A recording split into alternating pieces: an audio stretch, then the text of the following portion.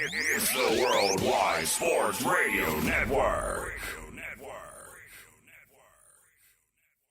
You are now about to witness the strength of street knowledge.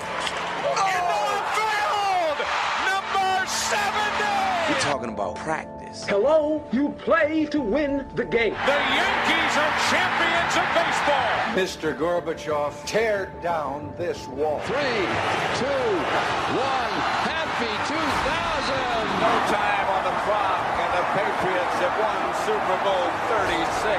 Short open, Chicago with the lead. Worldwide Sports Radio Network presents Below the Mic. And we are back, ladies and gentlemen. This is Below the Mic. We are live every single Thursday from 6 p.m. to 8 p.m. New York Eastern Time. You can call us at 631-965-4990. And remember, you can go to our website at www.worldwidesportsradio.com. Download our app, guys. If you haven't downloaded our app, all you have to do is go to the Apple, the iOS store, the application store. You put in WWSRN. You can listen to our shows. You can watch our shows. You can go to our podcasts. You can read our stories. You can follow us, everything that we're doing, not only here in New York, but around the country with all our shows. You can also go to Android. How do you do that? You go to the Search Android application store, and you put in Worldwide Sports Radio Network. You can download the app. They both work the same way on iOS and Android. Speedy Petey, what is going on? Just trying to battle through today. I didn't sleep much, and I was feeling queasy earlier, so just trying to So hang you're in sick, there. so you're going to get me sick. Well, I'm better now. But Queasy, do you have any sicknesses? Do you have a loss of breath? No. Do you have a fever? No. Because I don't want to get COVID-19, my friends. No. I do not want to get sick. So what do you feel? Are you throwing up? Did you feel like you were going to throw up? Because I already seen you throw up about a week ago. Yes, you did. Yeah, it was just earlier. I did once, and that was it. So you threw up. Yeah.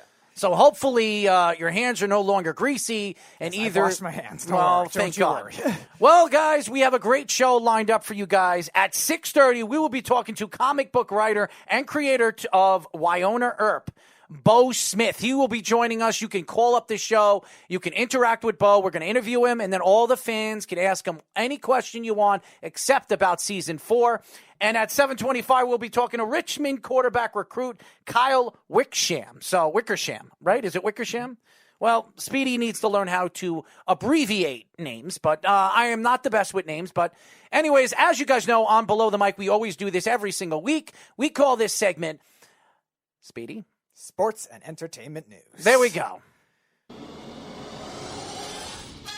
Patriots quarterback Jarrett Stidham has thrown 7 interceptions in the last 3 days at practice.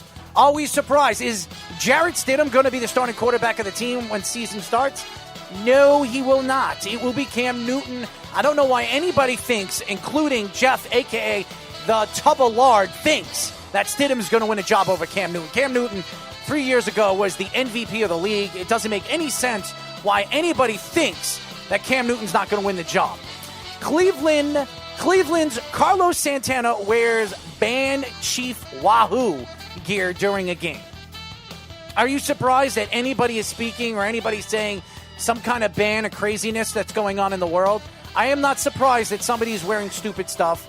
I'm not surprised that the league is not saying anything about this, but then again, we've seen the NFL fine players for wearing cleats that they shouldn't be wearing, wristbands that you shouldn't be wearing, or even shirts during practice or preseason games.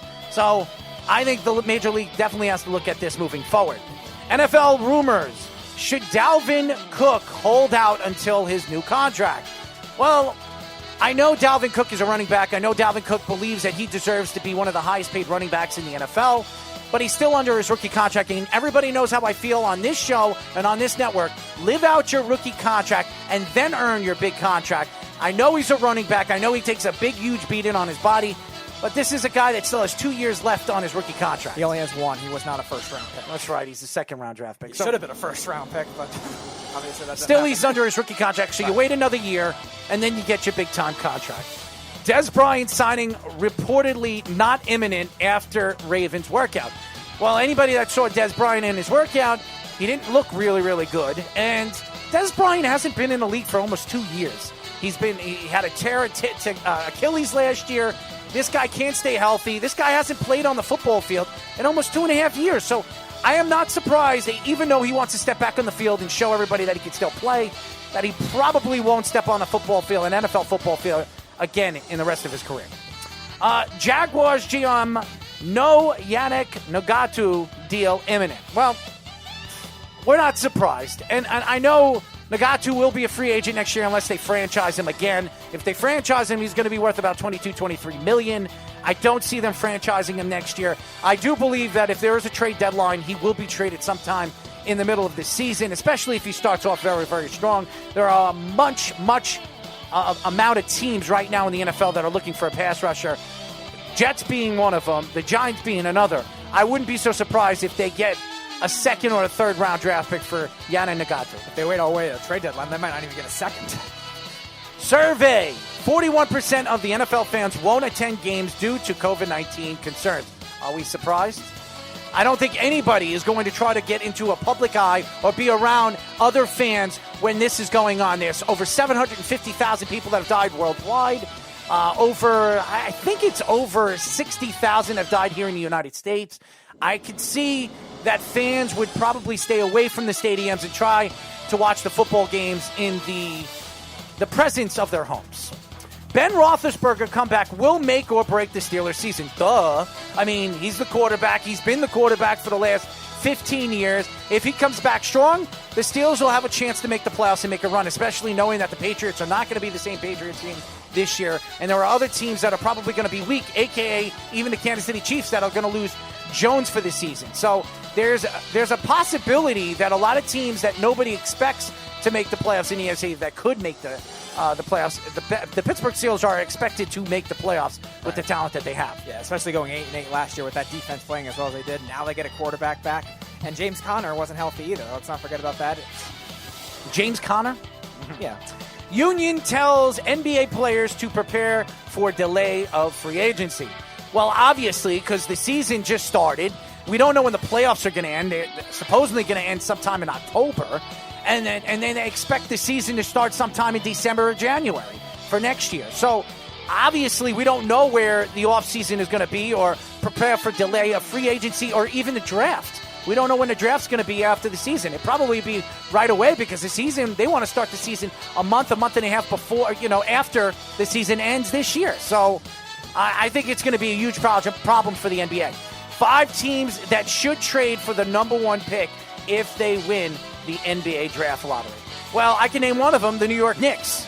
The New York Knicks need that other superstar to play beside R.J. Barrett. I don't think the Knicks are going to get another superstar this offseason after the season, especially in free agency. So I think they're going to have to really be smart with their draft, especially when they have 7 first-round draft picks in the next 5 years. I could see the Knicks moving up to get that number 1 pick.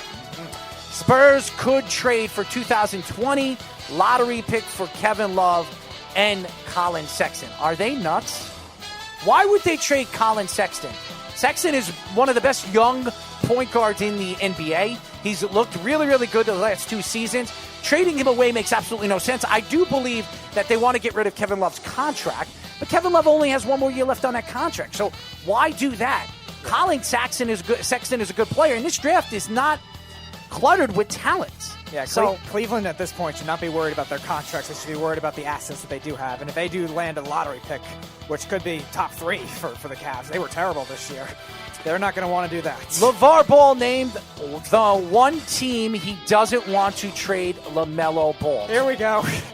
Well, hold on 1 second. Trade or draft? All right, so I do believe the Knicks are going to be one of those teams. I did not read this article, but I'm sure, even though a lot of people think that LaMelo would love to go and play in New York, be in the spotlights in New York and win a championship with the New York Knicks because the Knicks haven't won in almost 50 years or 40 years, a lot of people believe that LaMelo wants to come to the bright lights in New York City. I do believe LeVar would love to keep LaMelo away from New York City. I do. Yeah, that's going to be a big media problem if LeVar is in the New York media.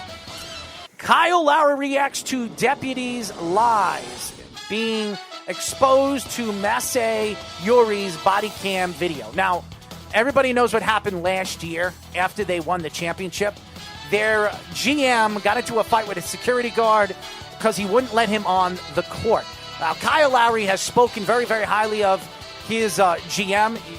What's his name? Ujiri? Masai Ujiri. Ujiri. So, Ujiri, who the NBA did find on what he did last offseason. I'm very intrigued and very interested to see what the NBA does moving forward with this Kyle Lowry situation, with the reaction of that. MLB rumors and news. Why the Mets should make the biggest gamble to franchise history on Alex Rodriguez. Now, Alex Rodriguez could have been a New York Met. He wasn't a New York Met. Now there are stories coming out that he's interested in buying the Mets, and he's probably not going to have enough money to buy the Mets. It seems like it's pushing to Steve Cohen. Steve Cohen will be the new owner of the New York Mets in September, October, moving forward. Orioles Hall of Fame Cal Ripken Jr. reveals February prostate cancer diagnosis surgery on cancer-free. That's good news. I believe that in 2024, when Rob Manfred gets fired, and I do believe he will be fired by the owners, they have to look at Cal Ripken Jr. as the next commissioner of the MLB. I think the guy knows baseball. I think he's a good ambassador for baseball. I think he'd be a great fit for baseball and Major League Baseball because he's very well respected around the ownership, GMs, and throughout the league. Pirates president Travis Williams tests positive for COVID-19. Hopefully he feels better. There's so many stories coming out, not only through New York State. It's calming down here in New York State. It's getting worse in Arizona. It's getting worse in L.A. It's getting worse in the West Coast more than the East Coast, which I'm very, very surprised, where there's more people coming in and out of New York City than anywhere in the country. So it's very interesting how Cuomo has controlled COVID-19. And win-win MLB trade predictions 2 weeks from 2020 deadline. Well, they're talking about some of the prediction trades, and a lot of people believe the Mets are going to be looking to trade away Marcus Stroman, maybe what's his name, Noah Syndergaard, players that could be on the trade block in the offseason or going to free agency in the next year and a half. We've said Conforto, too, as another possibility for that. Yeah, so they're only one team, Cleveland being another, Cincinnati being another, knowing that they have the best pitcher in baseball right now in Trevor Bauer, who has a .68 ERA right now, and he has he's 3-0 right now. Early in the season, his whip is under 1. Yeah. He's been the best pitcher in baseball. He will be a free agent next year. He's going to demand a lot of money in this offseason. NHL rumors. Bruins president Tuukka Rask opts out to deal with family emergency. That is big news if anybody thinks Boston has a chance of winning a championship this year. Halaki's not the guy. I don't believe he's going to win the big game, especially going further in the playoffs. So that's a big, big mistake for the Boston Bruins and Tuukka Rask. I don't understand Tuukka Rask, especially with the exhibition, making it seem like the regular season is about exhibition games. So. Yeah, they're going to have to hope to get 2010 Yaro Halak when he took an 8-seed Canadiens team to the Eastern Conference Finals. Bruce Boudreau to Toronto. What do you think about that, Speedy? Ooh. I don't like it. I think Boudreau has been an overrated coach for a while. He's had a lot of talent on Washington, a lot of talent on Anaheim, and he's not a good playoff coach. I mean, he's taken Anaheim to some conference finals, but beyond that, he's like one or done a lot of the time. So I think the Leafs do definitely need a defensive coach, so something of that style, but I probably would want something a little different in terms of the track record, because Boudreau's bad in the playoffs and the Leafs are bad in the playoffs. That's not good.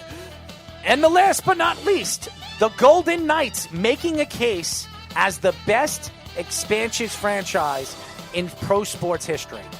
Well, we remember the Florida Panthers in 93-94, the year of the Rat. In 96, they went to the Stanley Cup Finals and lost against the Colorado Avalanche, getting swept by Patrick Roy and a great Colorado Avalanche team. That was one of the best runs we've ever seen an expansion team ever make. But the Golden Knights in their first year went to the Stanley Cup Finals, lost in the Stanley Cup Finals. They've been around for 3 years, and they have an opportunity to win a Stanley Cup again this year. It's pretty damn amazing what they've been doing. Yeah, we'll have to see on the track record as a whole, but yeah, they're already off to a really fast start. They've made the playoffs every year. They had that bad blown 3-1 lead, but that's really the only blemish on them, and they went to the Cup. If they win a Cup within that time, they definitely can do it within the next 3-5 years, something like that. And that is sports and entertainment of the week here on Below the Mic. I do want to get into a couple of stories, and I know a lot of people are not big hockey fans around the country. They're really not. And hockey has been so exciting to watch. I don't know if anybody's been watching the NBA playoffs and the NHL playoffs. You cannot compare the NBA playoffs to the NHL playoffs right now. You really can. The speed of the game, you don't need fans out and about in the audience for you to get to see some of the great talent out there. With the Islanders series right now, with the Capitals, as well as some of the other series like the Vegas Knights, the Chicago Blackhawks series, they just got knocked out by the Vegas Knights. I mean, these series have been so fun to watch. The speed of the game, some of the great superstars that we've seen, the Pittsburgh Penguins getting knocked out before the playoffs even started. I mean, who would have thought that the playoffs would be where it is today right now? The Islanders are one game away from being in the semifinals, knocking off the Capitals, one of the best teams in the Eastern Conference. I mean, that's what's great about the NHL. That's what's great about NHL hockey.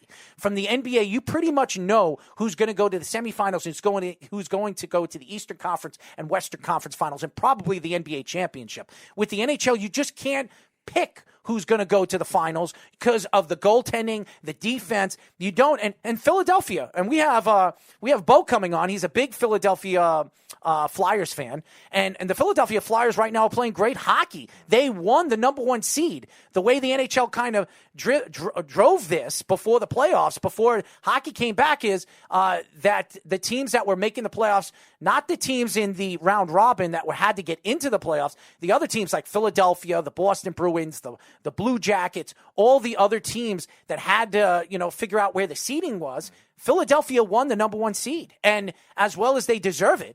And you see what Philadelphia is doing right now. They've had a pretty easy run, and Philadelphia has a chance to knock off Montreal very, very early in this series. So you look at the NHL playoffs, and I know a lot of people don't like hockey because it's in quote unquote a Canadian sport. It's becoming so big here in the United States, especially here in New York, in Long Island. It's huge. 6 New York State hockey players were drafted in the first 3 rounds last year, and it's getting so big here in Long Island. It's unbelievable. We've had tons and tons of NHL players being drafted out of here.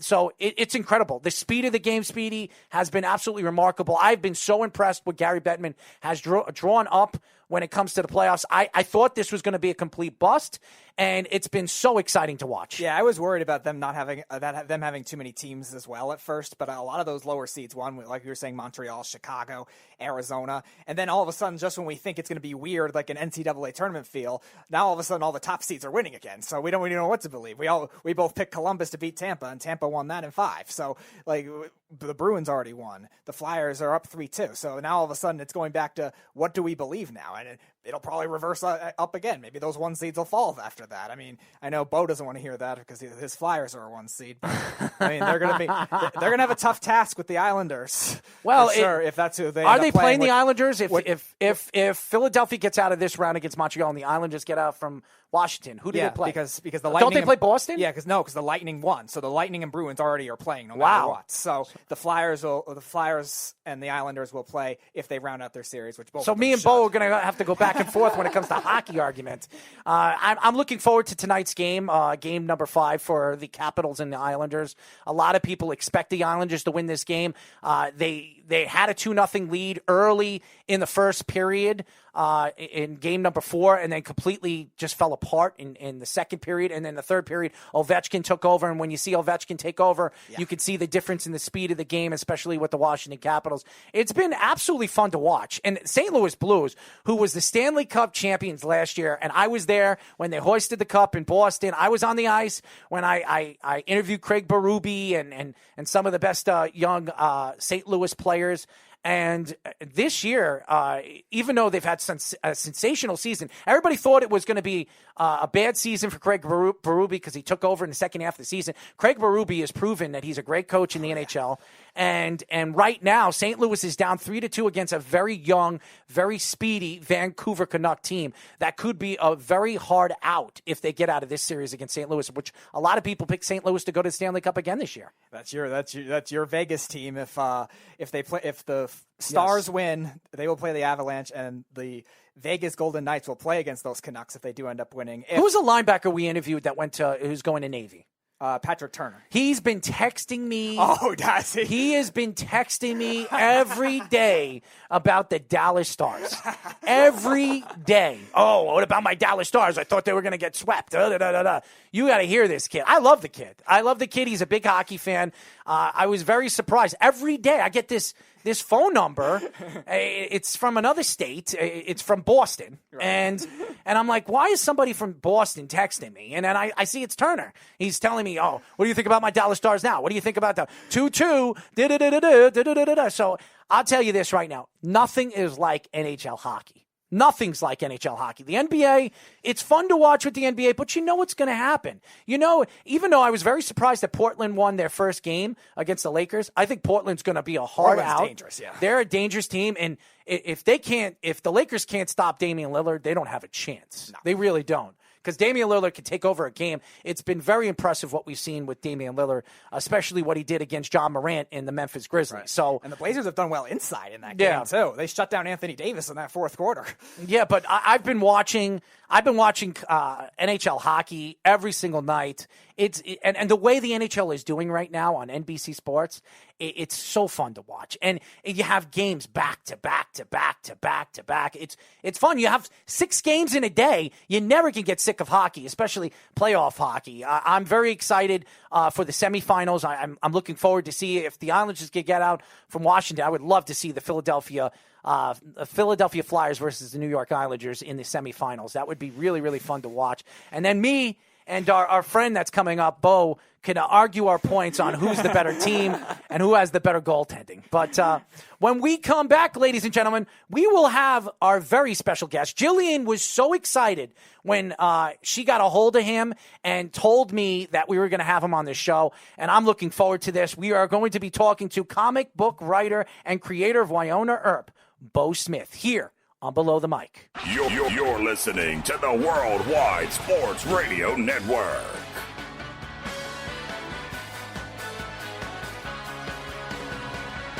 Six 631-965-4990 is the number to call. As you guys know, this is Below the Mic. We are live every single Thursday from 6 p.m. to 8 p.m. New York Eastern Time.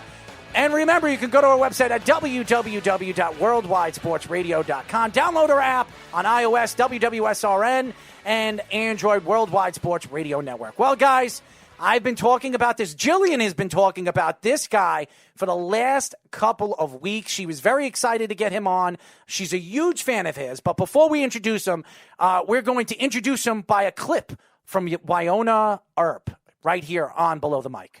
Remember who the real enemy is. Who we're really fighting. Demons.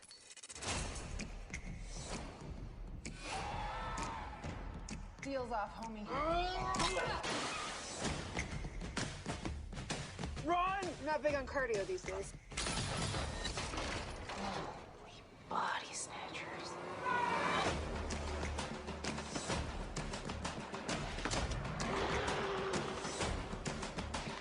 There's a possibility I'm now hallucinating. You play ball, I'll help you break the Earp curse. Let's go break a curse. I dream of not having to chase your sorry asses.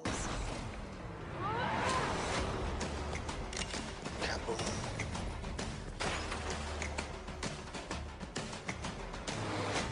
I'm Wynonna.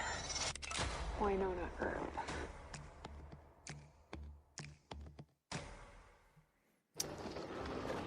And as you guys know, we are now talking to comic book writer and creator of Wynonna Earp, Beau Smith. What's going on, Beau?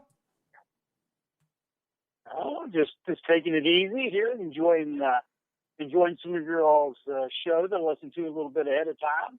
So I've got something new to discover and new to check in on. Well, I love the accents, that's for sure. What kind of accent do you have right now? You mean it's not the same as yours? Well, if it's the same as mine, if I have the same accent as you, man, I'd be ready to go out in Texas and do my little clogging or something like that. So how are you doing, man? How are you? West Virginia. Go ahead. It's good. It's a West Virginia accent. It's semi-south, so it's more of a twang than a southern drawl. Oh, okay.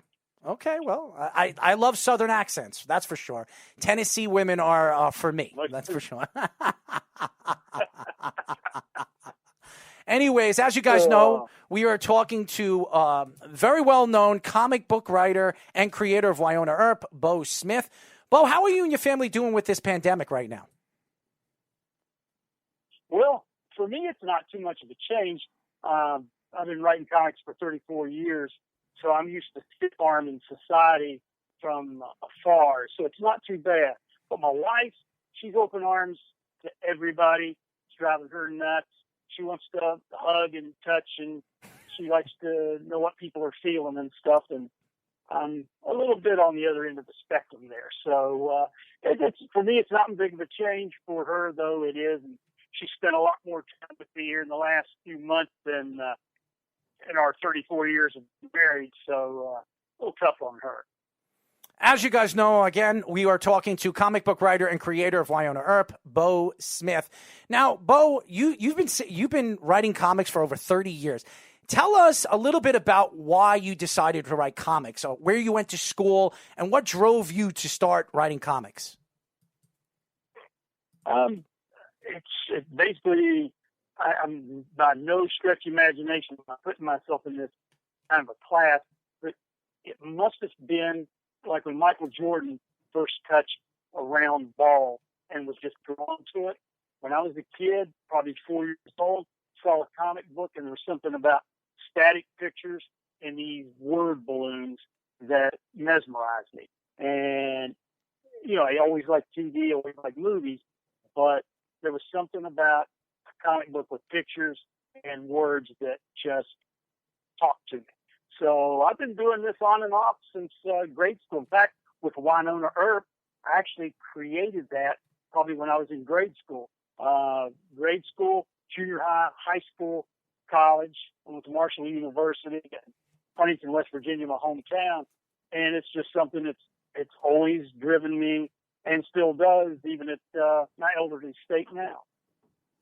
So your passion for the writing of comic books, did it come through the actual, maybe the movies that came with it, the actual comic books before that, like old comic books, or were you like a great drawer right away? Did you have a talent to draw and maybe you said, all right, I'm going to turn this into something with comic books? What was your path like for that? And how was it, I guess, discovered, inherited, however you want to call it?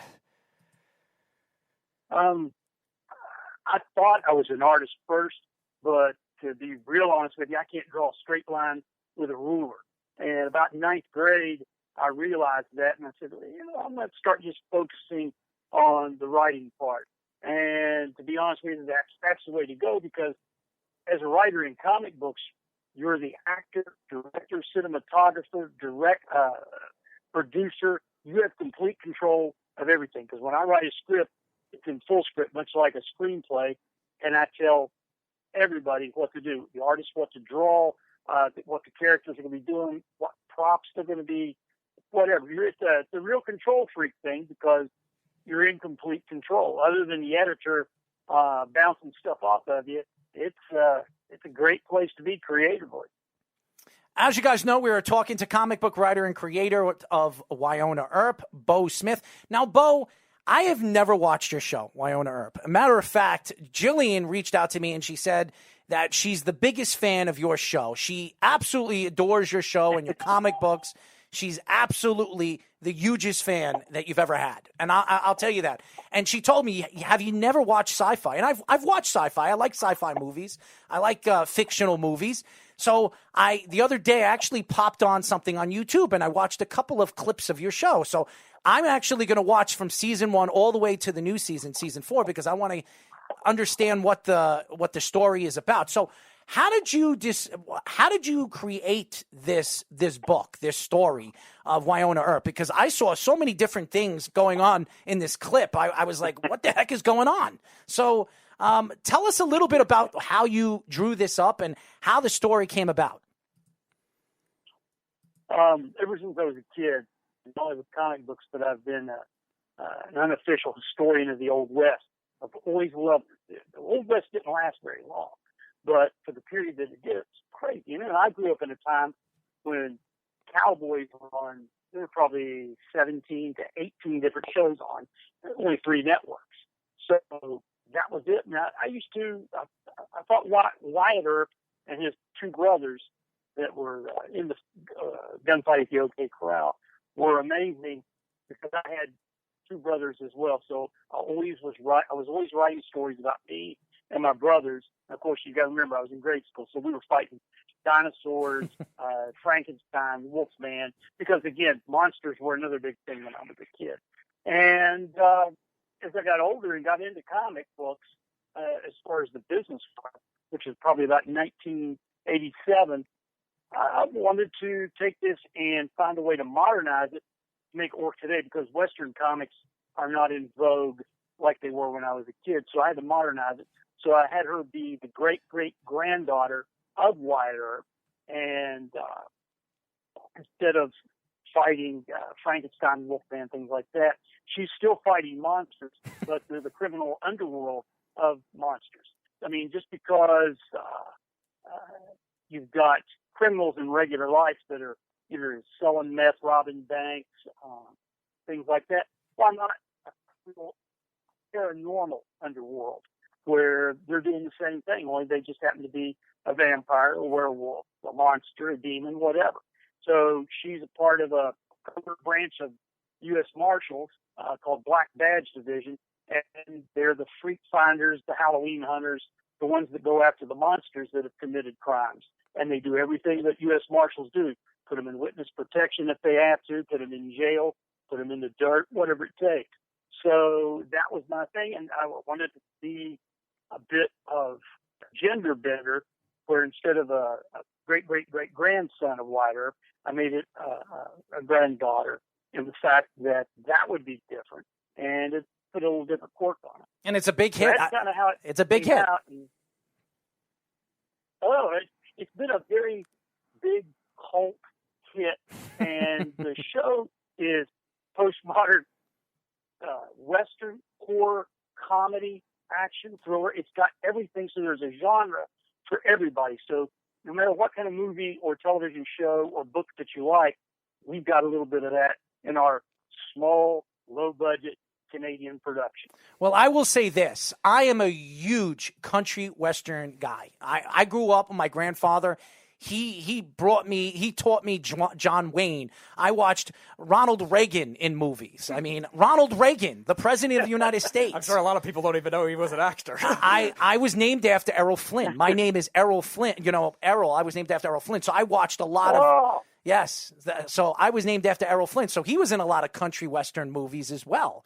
So I had the Captain Blood and Robin Hood. I mean, those weren't country Western movies, but those are movies that everybody knows who Errol Flynn is. But I was named after, and also I'm a huge Tombstone fan. Love Tombstone. My favorite movie of all time with with Kurt Russell and Val Kilmer. I'll Be Your Huckleberry, to Sean Elliott. I mean, Paxton. I mean, that was one of the best movies I've ever seen. And I actually went to see that movie in the movie theater with my mother. I love country Western movies. So telling me that this TV show is kind of like a little bit of country Western into a little sci-fi, and I love Wolfman. I love Dracula, Count Dracula. You know, it's funny. I never even heard of this show, and now that you're telling me a little bit about it, I'm absolutely going to watch it from season 1 all the way to the new season 4. I'm going to be your big fan, and we're going to get you on the show again. But Jillian told me you're a huge sports fan. That's what she told me. Yep. And that and the great outdoors both. Yeah, always have been. And she also told me you were a Chicago Bears fan. And so I want to know. 1963. There you go. So. Wow. 1963, and I'll tell you this right now. I've watched a little bit of Chicago. 1963. So. You're getting a little up there in age as well as I am. I'm 38 years old, and I feel old myself. So I'll tell you, my neck's falling off. My arms are falling off. I'm sitting over here. I've got an epidural in my neck. So as you know, as you get older, you just start wearing and tearing. So there you go. I know you're a huge Bear fan. So my question to you is, going into this season with the whole COVID-19, Mitchell Trubisky, this is a make-or-break year for him and the Chicago Bears. Where do you see the Bears this year, especially with that defense? The defense, as almost always, not really worried about. I think they are going to take their own, especially with Quinn on there now with him and Khalil Mack. I mean, that's just, I'm salivating thinking about that. As far as Mitch at quarterback, and you got Foles now in there, I think they're going to be good for each other. And the bottom line is, I quit throwing the remote at the television during Bears games years ago because it was making my tension rise too much. So I said, I'm going to enjoy every minute, especially out of this COVID season. I'm going to enjoy every second I can get out of it. And I think it's going to fall over there. I think we've got two choices. We're either going to be a 500 team or we are going to be the worst spoilers you've ever seen in that division. There is a really, really good chance with that defense and those two quarterbacks that we could end up being number one in the division or ruining it for everybody else, especially the Packers and the Vikings. I have to spit every time I say those two names. I think we can ruin the season for those two. So yeah, I think we're either more likely, realistically, probably about 500, but the creative writer in me wants that. I want the Vikings and the Packers to open their front door and find a bag of dog crap on fire every week that they've got to stomp out.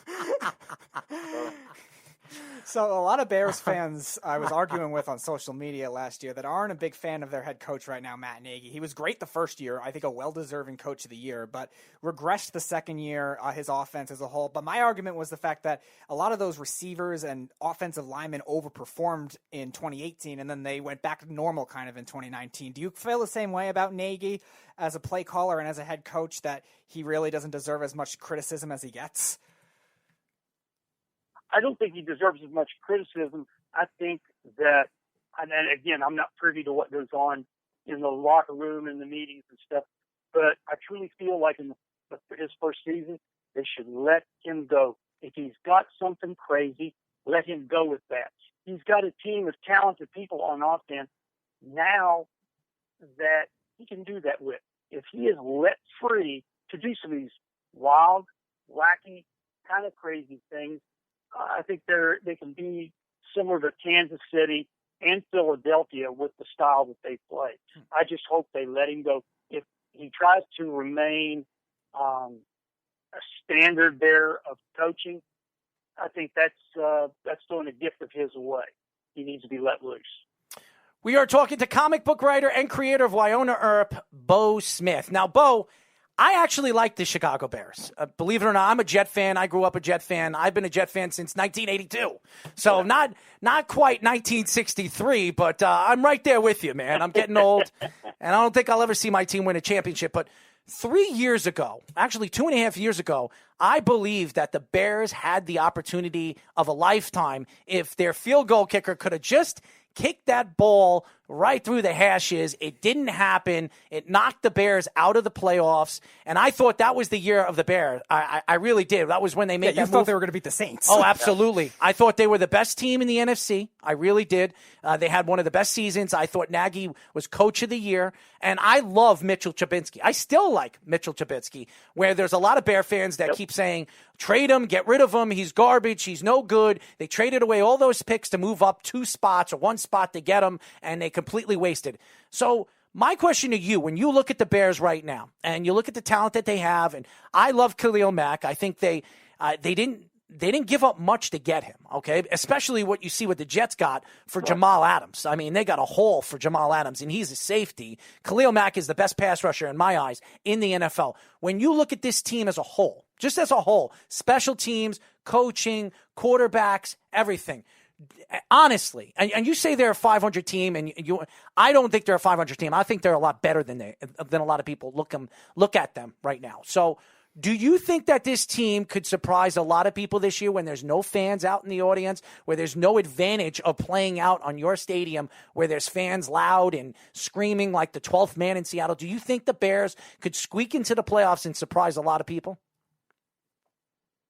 Oh, definitely. In fact, if we get to play X amount of games into the COVID season, I think even without the fans in the stands, I think the Bears will rise to the occasion on that because they're not going to feel the pressure that they usually do. And I think that is going to help the camaraderie within the team, because I think that was part of the drop-off with the missed field goal, was we got hurt more with camaraderie than we did anything else. So I think that's going to help immensely. It sounds right to not have fans in the stands, but I think that's going to help a team like the Bears. You take teams like Oakland and New England. They're going to miss the fans in the stands, and I'm not saying that the Bears won't, but I think they're going to find themselves in a movie-like situation to where we've got each other. We can do this, and I think they will do it. And I know the Chicago fans in the city will get behind them once they start to do stuff like that. Trubisky, I think this will be a year for him to shine. Nick Foles is great. I think he's a great character and a great quarterback, and Lord knows he can do his job when he's in there. So I've got a lot of high hopes for the season, Errol. How about the Philadelphia Flyers, your hockey team that is playing great hockey right now? Their goaltender has been the hottest goaltender in the playoffs. And when you have a goalie playing as well as he has, back-to-back shutouts, where do you think the Flyers could go knowing that they have a hot goalie like they do? They've got depth this year, which we haven't had in a long time. But right now, these Canadians, we got to find a way to get them out of town. They are driving me up the wall. They are playing just good, eye-to-eye, fist-to-fist hockey right now. And every night that they're on, I'm sitting there watching it going, we've got to get rid of Montreal somehow, some way, because I believe once we do, that's going to put us right back to where we were before we started playing Montreal, which was, I got to be honest with you, as a fan, I was feeling pretty cocky. It was nice to be in the driver's seat for one, especially to have the Flyers in that position, because usually we do good towards the end of the season, we get in barely, and then bang, first round, we're gone. So this year, I was the cock on the walk. I was feeling pretty good, but I really want to get Canadians out. The other thing, too, with the Flyers, they finally have a goaltender, and Carter Hart has been one of the most impressive, not only in the regular season, but in the postseason as well. What have you seen from him in terms of the growth of his game as a goaltender, and in terms of back-to-back shutouts, the youngest goaltender to ever get that? What have you seen from him that really has stood out? I think his, in quotes, inexperience is what's helping him right now. I don't think the pressure, whether it's self or from the media or from the fans, is affecting. I think he is so concentrated on what he's doing because he's never been put in this position before, and I think that's the best. I'm hoping he doesn't realize what's going on exactly and keeps doing what he's doing. As you guys know, we are talking to comic book writer and creator of Wynonna Earp, Beau Smith.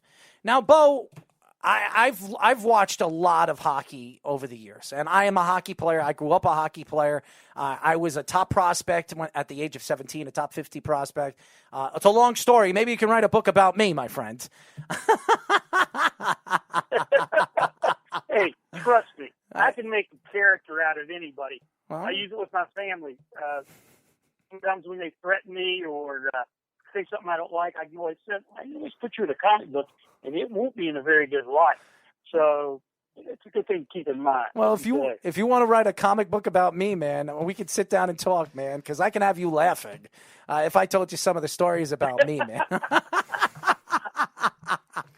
Hey, I'm all for it. All for it. Well, then we're going to be talking because I have this guy right beside me. He's a character by himself. And he would tell you a little bit about me, the things that I put him through. Oh, God. I think that's why you two make such good pair, though. Well, I try to, Well, we're definitely not, we're a good pair. We're boss and talent over here. How's that sound? Actually, talent and boss right over here, and something over there. We call Speedy something over there. Something over there. I'm just a random thing over there. Maybe I'm haunting. Maybe we'll never know. Well, you are haunting. I mean, I look at you all the time. You haunt me every single day of my life. Wow, I don't even have to work hard to do that. How long have you two been together, working together? Well, we're not together. Almost 3 years. Actually, tomorrow is the 3-year anniversary of my first day. That's right. 3 years. It was. He remembered. Right there. That's the sensitivity. He remembered. I didn't hear you volunteer that. Beau, to put it in context, it was also the same day. It was also the same day everyone was going crazy about the solar eclipse. If you remember that. Oh, I remember that. Yeah, that was the same day. Yeah, August 21st, 2017. This guy is like, I call him Speedy Petey because if you haven't watched our show, he talks very fast. He's got a world of knowledge when it comes to sports, Beau, but he doesn't shut up. Okay, so we call him Speedy, and we call him Petey because if you remember, in 1979, Disney came out with a movie called Pete's Dragon. Remember that? Yeah.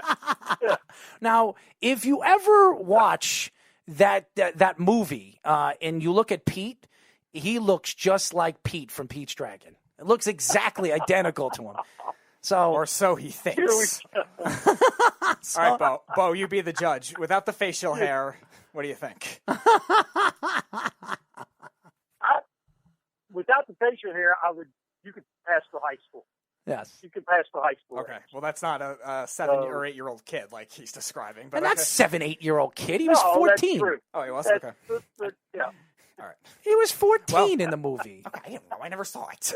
All right. And when he turned 15, 16 or something like that, he couldn't see Pete anymore. So, Okay. I mean, he couldn't see the dragon anymore. So, all right. Beau, that is a completely fair analysis because I do look somewhat similar to what I did later when I was in high school, probably my junior or senior But he year. still looks goofy, man. He still looks goofy. I always look goofy. That's right. It's a good thing. That's a given. See, I have not changed. I have looked 65 since I was 16. So now that I'm 65, I still look the same way when I was 16. So it's kind of it's worked out real good for me. You look good. You look good for a 60-year-old man. Let me tell you, man.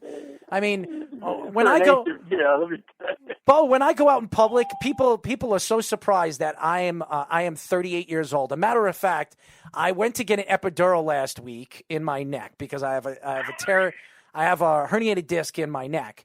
And the lady came up to me and she says, she looks at the piece of paper and she says, "Why does it say 38 on the piece of paper?" I was like, "Because I'm 38 years old." She's like, "No way, you're 38." I said, "Yeah, I'm 38. I could swear you were 26, 27 years old." I said, "Well, thank you for the compliment, but I feel like I'm an 80-year-old person." So, and she started laughing. So she's sitting there. I said, "This is my second epidural."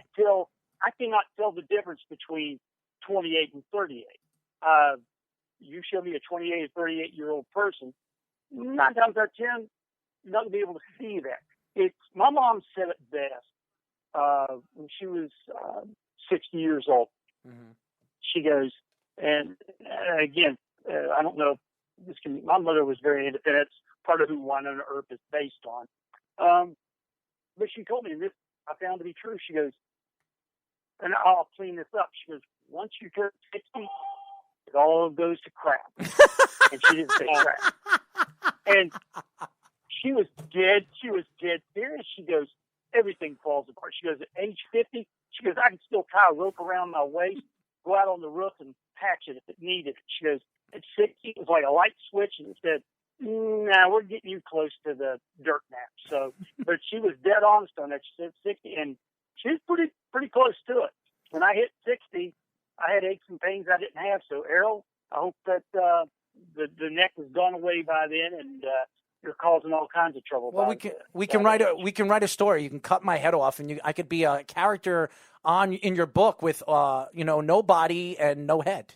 So you can. So you'd be a ghost. I'd be a ghost. Yes, I'd be a ghost. You can call me Ghost of Errol's Past, okay, or something like that. Hey, I've got an unlimited budget in comics. You can do anything you want. We've got an unlimited budget. There's no special effects I can't do. Well, that's why we're going to have to talk, my friends. That's as you guys know, we are talking to comic book writer and creator of Wynonna Earp, Beau Smith. So a lot of fans, Jillian being one of them. You have a tremendous amount of fans. A matter of fact, I was going through social media. There's a fan club, a Wynonna Earp fan club right now on Facebook that has over 100,000 fans, and it only opened up, I think it was about a year ago. So you've got over 100,000 people that follow your fan club on Wynonna Earp. What do they call that? A page, a Wynonna Earp page for Facebook. And yes, and I looked at your Twitter page too. You've got a tremendous amount of fans going over there. I never even heard of the show, but now I'm becoming a fan of you and a fan of your show. So we wanted to get some fans on a call so they can ask you questions. Are you ready? Oh, great! Yeah. All right. Oh, yeah. Who do we have first? One by one. Tell them where you're from and what question you have for them. Hey, Beau. Can you hear me? How you doing? I'm good. How are you? I'm as pretty as you remember. My name is Cushy. I'm a teenager from Arkansas in the United States. And my question to you is... Wait. No. No. Hold on. What is your name? Say your name slowly and ask him your question slowly. My name is... and talk into the phone so he can hear you because he can't hear you.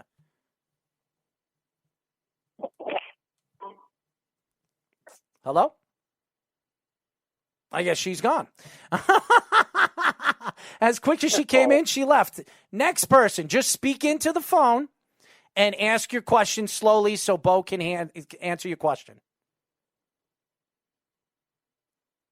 Hi, my name is Nay, and I want to know what was your first favorite comic book you ever read? That's pretty easy, actually. It was Batman number 143. I read it. I did not read it.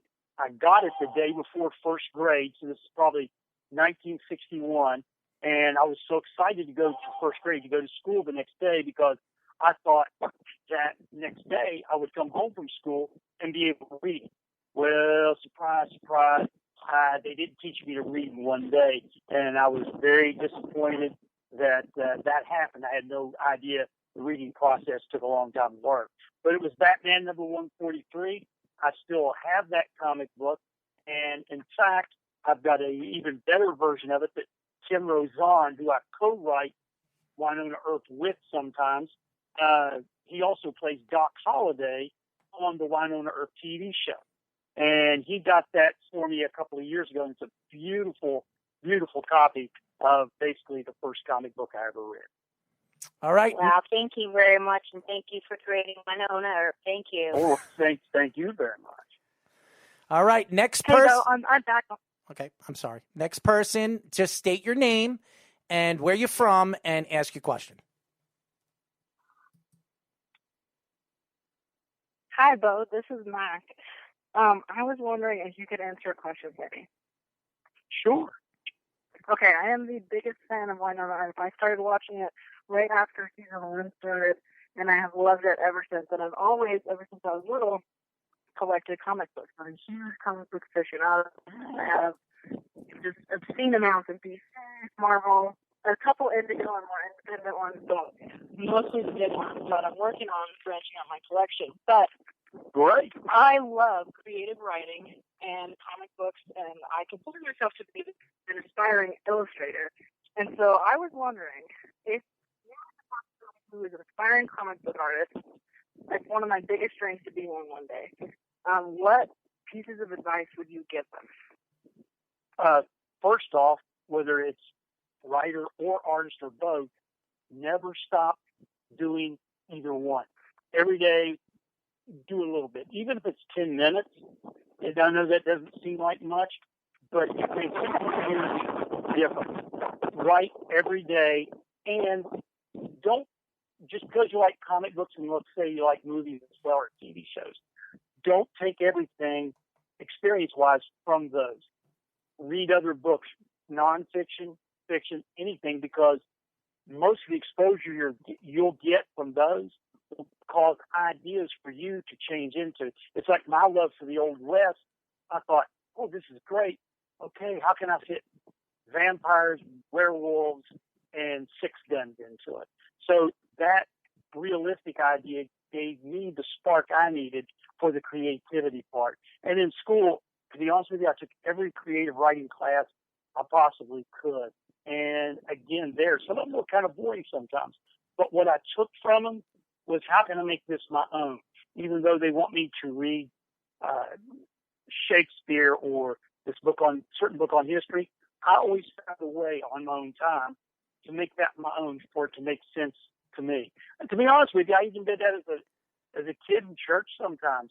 They would tell us, the Sunday school lesson or the sermon, and yeah, I mean, not that I was changing the Bible, which I wasn't, but I was adding to other things with it. And as a little kid, when I was growing up, creativity sometimes was stifled, because I always told teachers I want to be a comic book writer, comic book artist, and they would say, there's no money in that. You probably ought to try being a newspaper or magazine writer. Well, now there's not those restrictions. As I'm telling you, you can do anything you want, especially with technology. So there are no holds barred. Whatever you're interested in, there's ways of making that work and becoming a full-grown adult and making money from it as well. All right, awesome, Bill. Thank you so much. You're very welcome. Have a great day. All right. You too. Next person. State your name, where you're from, and your question for Beau. Hey, Beau. Hey. My name is Chrissy. I'm a teenager in Arkansas in the United States. Hey, Chrissy.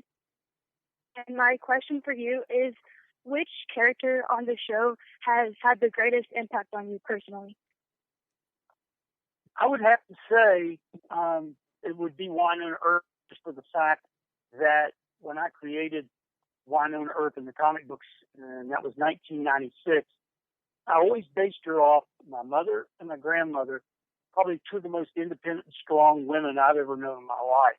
And I'll never forget in the auditions, Fano, who plays Wynonna Earp, held up the badge to the camera and said, "I'm Wynonna Earp, U.S. Marshal."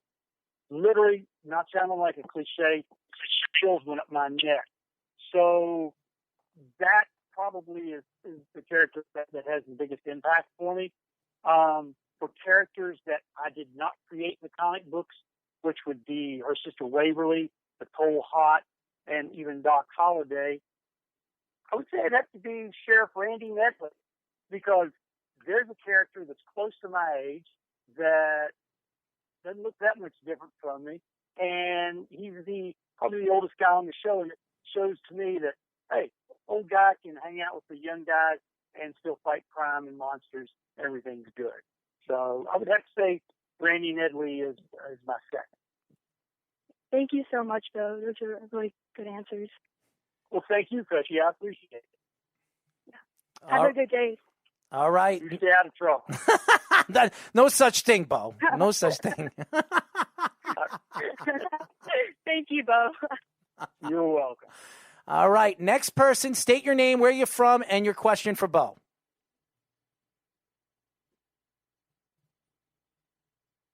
Anybody else? We've lost the take. Jillian, you there?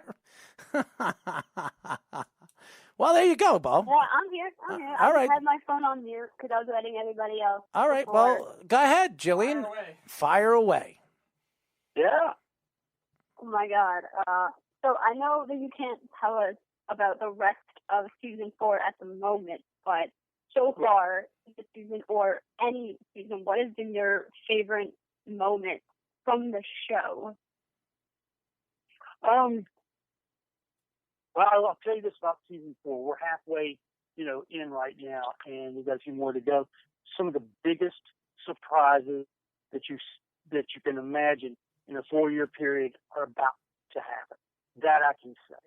As far as the 4 years we've been on the air so far, call me sentimental, but season 1 is still, and probably only, even if we go 10, 15 years, season 1 will always be my favorite because it was a truly innocent time with the characters, with the storyline. You're getting to know everybody in the beginning, and it's something I'll always be able to look back fondly on because the characters and the storylines have changed so much. So much has been layered, and it's complicated now in a good way.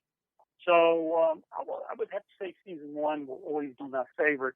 And personally, the humorous moments are always the ones that I seem to enjoy the most.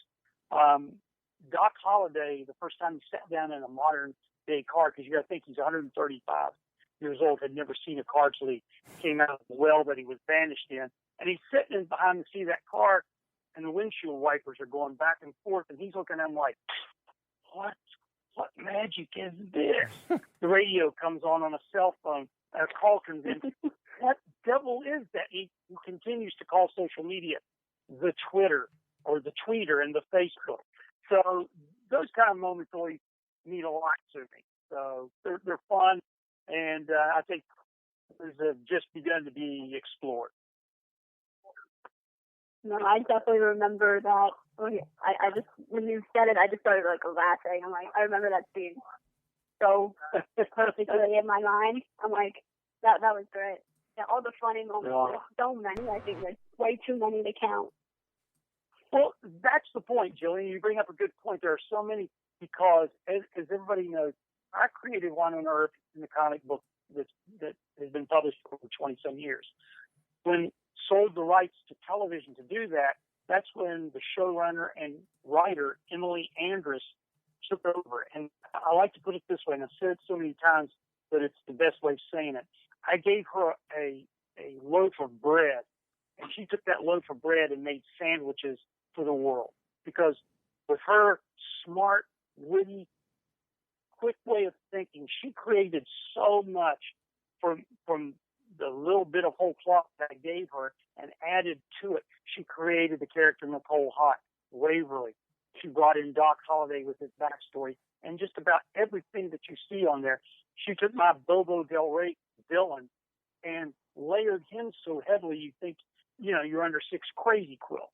So Emily Andress, the cast and the crew have done so much that it's hard to describe. They've been very gracious with what they have let me be a part of with the show, because basically contract-wise, all they have to do is send me a check. They've done more. I've been a part of it since the beginning, and they have been more than gracious to let a weirdo like me that talks like me into a party like that. And I keep waiting for the day I'm going to get tossed out. Someone's going to go, hey, who let this stump jumper in here? But that has not happened yet. So. Hey, Beau, they should be sending me a check, too. Oh, and by the end of it, they probably will.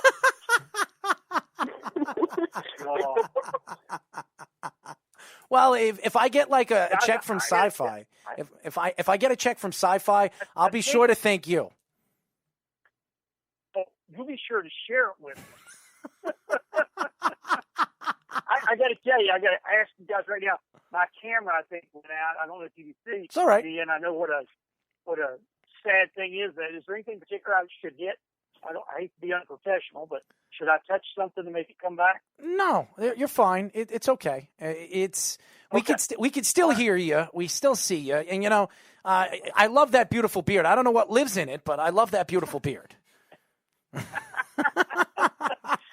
You don't trust me. You don't want to know what lives in here. So I like to have fun. Okay, I do. I like to have fun. So. What I like to do, Beau, is I like to play some music. And obviously, you might not be the dancing type, but you might be the singing type. And I picked a track that you probably know. It was very popular in the late 70s, and it's still very, very popular. And I would love for you to sing it with us, okay? Hey, your punishment. Here we go. Are you ready? Uh-huh. Sure. All right. Here we go, Speedy. Here we go. Play it. Speedy, do we have a problem over here? We have a problem. Play it over, Speedy, because our producer, by the way, he's been doing this for 3 years. Do you hear the music, Beau? Do you hear it? All right, pause it. Beau, do you hear the music? No. You didn't hear the music. That stinks, man. I'm trying. No. I'm trying because sorry. It's okay. It's okay. We're trying to get you to hear the music, but he probably can't hear it on the board. But that's all right. Well, so we can't sing it with him. Do you know "Sweet Caroline"? By Neil Diamond. That's right. So I will. You will follow me. Sweet Caroline. All right. So we're gonna play the music, and you're gonna. I've got it. Yeah. All right, so you're not going to be able to hear the music, but you're going to be able to sing it with me, and you just follow along. You know the words, okay? Here we go, Speedy. Play it from the beginning. Okay. Dun, dun, dun. Dun, dun. Dun, dun, dun. Where it began. I can't begin to knowing, but then I know it's growing strong. What in the spring? Hello? And spring became the summer. Then spring became the summer. Who have believed you come along? Hands. Touching hands, reaching out, touching me, touching you. Come on, Beau! Sweet Caroline. Sweet Caroline. My times never felt so good. So good, so good, so good. I'm alive. To believe that never would, but no. All right. We tried, Beau. We tried. I mean, we're not singing. That was a first for me. I appreciate taking me out of my comfort zone and into a world that's scared to pee out of. Well, if you hung out with me, I'd scare the hell out of you. That's for sure. Somehow, I pictured me at 65, you at 38, your son I never had, and really glad that it happened that way.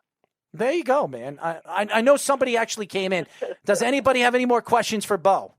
Yeah, Jillian had another one, too, and Jillian has somebody for somebody that couldn't make it on the air, so do both, Jillian. So first I'm going to let Cushy go, because she has a question for someone who unfortunately could not make it on the air. So Cushy, go ahead and ask your question. Go ahead. Oh, it's Cushy again. So my friend, I have one when you're done. So my friend Emily, she's from the UK, and she wanted to ask you, what was your biggest inspiration for writing the characters in your comics? I think a lot of it came from observing people, whether it would have been when I was a kid at a grocery store or just my friends and school teachers, things like that. It's noticing people and again, putting a spin or a twist on them. The very first bad guy that I ever wrote in a comic book back in 1987 was based off my insurance salesman. I went to him. It was my first car. He made things really complicated. I left the office that day going, okay, all right, I'll get you one day. Well, in 1987, I made him the bad guy in my very first comic book. So a lot of it's through observation like that. And so many people that you see in Wynonna Earp, the comic book, you can pretty much guess that they were based on real people. I am constantly putting my friends, my family in the comic book as all kinds of various characters. So, and I kiddingly told Errol that a while ago, but you know, you can do anything you want, and I look at every comic book I write as the last one I'll get to write, so I want to try to stuff as much into it as possible. All right. Thank you so much, Beau. I'll make sure to tell Emily about this. Well, thank you, Cookie, and thank Emily for me as well. Definitely. Thank you so much. Have a good day, sir. You too. So polite, Beau. So polite. I love it. Oh, man. Hey, they're nicer to you than they are to me, man. They call up and they ransack me. They kill me. And they love you, Beau. I mean, maybe I should be a book writer. Well, let me say, Errol, it wasn't always that way. I'll be real honest with you. The first probably 30 years of writing comics, my basic fan base were guys 15 to 55. And it was typical guy stuff, locker room stuff, where it came up, hey, Beau, that's a pretty good comic book.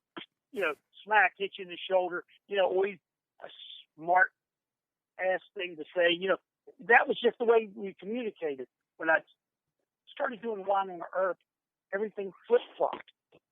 I not only do I still have the audience male 15 to 55, but now I have women 15 from 55, and they're called Earpers. That's what they call themselves because they're big Wynonna Earp fans. And Errol, night and day, and I never thought I'd see it in a million years, they are the most respectful, kind viewers and readers I've ever had in my life. I never thought this could happen, and I'm very, very thankful and very grateful for it. Now, if I could just get my real fans to treat the same way, it would be good. But that's just the way it goes up. But it makes a big difference. It really does. Well, you can make a character on your show called Errol's Earp or something, or Errol Earp, Urple. What do you want? Urple. Urple. You can call me Urple. The Urple. Like I'm the evil Urple. I like it. That actually does sound good for a supervillain name. The evil Urple. Creativity happening already. I like it. Hey, listen, we'll talk, man. We'll talk. I've got some ideas for you.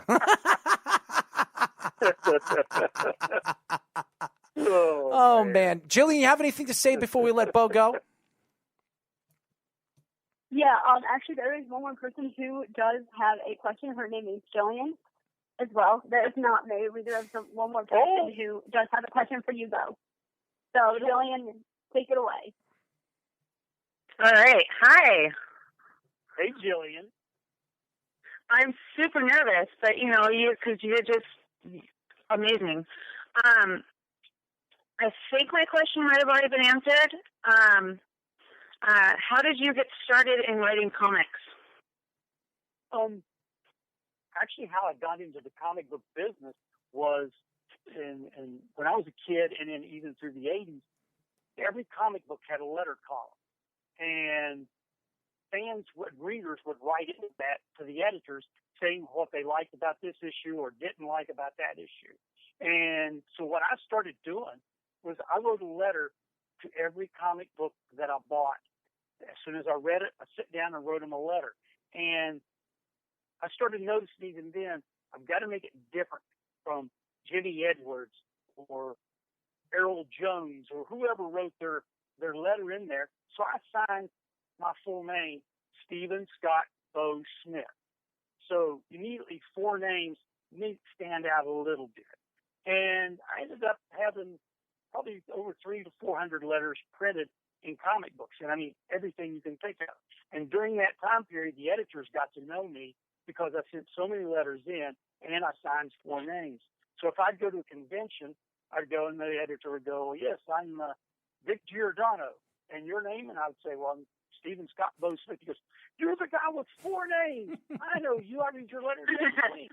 And what happened was after a while, they said, hey, is it all right if we send you advanced copies of these so we can have a letters column? I said, sure. And a relationship built up in it to where after a while, assistant editors and editors would go, have you ever thought about writing comics? And I was like, yeah, well, I kind of pondered that a little bit.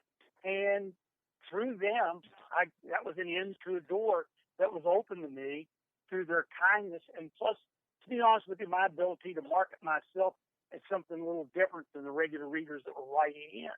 And because I always tried to make my letters entertaining, respectful, and funny if I could. And that's how I broke into the business part of comics. But the bulk of it was going to conventions and building up relationships with editors, with other writers, artists, and very, very honest, never given up, because when I decided to get into comics, it was the end of my first marriage. I was not living with my son. I was divorced, and I was in a nowhere job at the time. And I can remember sitting in the parking lot on the tailgate of my truck going, well, finally got to nowhere real quick. And I decided then, I've always loved comics. You've always wanted to be a writer. This is the time to make a stab at it. And from that point on, and again, like I talked about a while ago, if nothing else, I took 10 minutes a day to write something and to build those relationships up. And being a guy from West Virginia in a small town, everything was in New York. And that was a hard thing to do. We didn't have email, computers, technology, back in 1987. And that's why today, if someone were to do that, no matter what field they're going to get into, there's no holds barred with technology. You can do that. You can make yourself known. You just got to take your talent and be willing to market yourself as well. I talk to schools and universities and high schools and grade schools a lot. And when that question comes up, and I had I'll try not to take too long, but I had a really neat experience where it was, I talked to kids and I told them, I said, what do you want to be? And this one boy told me, he goes, I want to be a professional baseball pitcher in the major league. And we've all said that. I know, Lord knows, I wanted to be a wide receiver for the Chicago Bears when they sorely needed it the most back in the day. And I told him, I said, even if it doesn't pan out to where you've got the talent to be a starting major league pitcher in the MLB, Major League Baseball, I said, find something in baseball where you can still work in baseball, get paid for it, and still be close to it. So, and that goes with anything that you're interested in, whether it be video games or whatever, making shoes, designing clothes. And probably 15 years later, I was at the local mall, and this guy came up to me. He goes, hey, you don't remember me, but you talked to my school. And I said, oh, well, good, glad to meet you. We sat there and talked a little bit. Ends up, he was that kid. And what he was doing then, he's the equipment manager with the Arizona Diamondbacks. So he took that advice and started out in minor league ball and worked his way up to, AAA for the Arizona Diamondbacks, and worked his way up, and is still doing that job. So nothing could make me more proud to think that, the blind pig found an acorn, and I gave that acorn to somebody and they really did something with it. I never heard that one. Blind pig with the acorn? Oh, wow. I'm going to use that now on my show. Is that what Earp transitions a squirrel into? Well, he's going to write a story. It's going to be called Earp. Or squirrels become pigs. The Earp, starring Errol Marks. Thank you, Beau. Oh, you're very welcome. I appreciate you asking. Yeah, I dabbled in it in high school years and years and years ago, but I just never had the confidence to continue. So, but that story helped a lot. So, thank you. Well, keep doing it, and even at some point you'll feel like sharing it with other people to see what they think. That even if you don't get to that point, you're always doing it, and the creativity should never be shoved in. You should always find an outlet, a venue for it. So just keep doing it, please. Okay. Well, thank you so much, Bill. You're very welcome. Jillian, do you have anything to say before we let Beau go? No, I just want to say thank you so much for coming on doing the interview. That was so much fun. I had a great time, even though I was listening half the time. Well, no, I got to meet a couple of new buddies there, and Jillian, you've always been, you've had my back number one every time, so I truly appreciate that.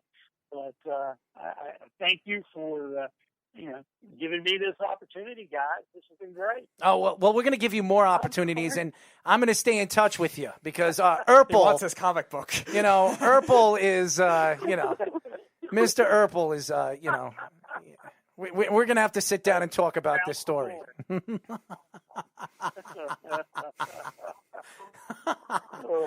Oh, Beau, thank you for joining us, my friend. We really appreciate you. Thank you, guys. I seriously appreciate it. I really do.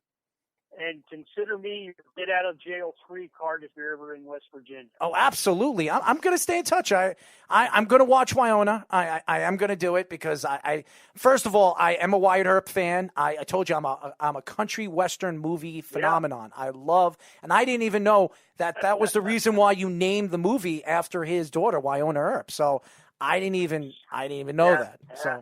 So I'm intrigued. Jillian brought another TV show for me to actually click onto after talking sports. So there you go. Yes, you can watch seasons 1 to 3 on Netflix. And if you don't understand me at all, I will tell you because I've been watching, I think, every single season. So I know everything. Well, Beau and me are going to be pen pals, okay? Pun intended, I hope. Beau, thank you for joining us, my friend. All right, thank you so much, Beau. Thank you very much. You all have a good evening. Absolutely. We were just talking to comic book writer and creator of Wynonna Earp, Beau Smith. That guy is awesome. Yes, absolutely. He is awesome. And now you have a new supervillain name for you. Yes, Earple. The Earple. That's who I am. So interesting, intriguing. And I will be in touch with my new friend, Beau Smith. So anyways, when we come back, ladies and gentlemen, we will be talking to Richmond quarterback recruit Kyle Wickersham here on Below the Mic. It's the Worldwide Sports Radio Network.